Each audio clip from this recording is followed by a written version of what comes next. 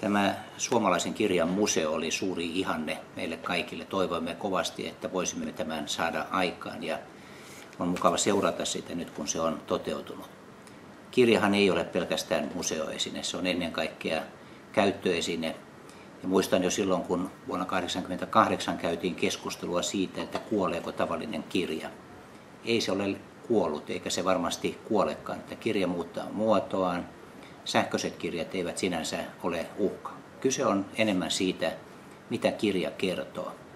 Tarinat eivät koskaan kuole, ja kirja toimii aina myös yhdessä muiden kulttuurin muotojen kanssa.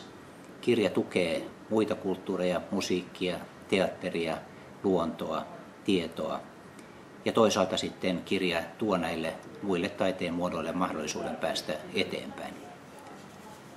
Toivon, että voimme suomalaisen kulttuurin yhteiskunnan kannalta keskeiselle hankkeelle saada vahvempaa tukea. Se antaa meille myös tukea tehdä tätä työtä, joka on meille tärkeää yhteiskunnassa monellakin tavalla.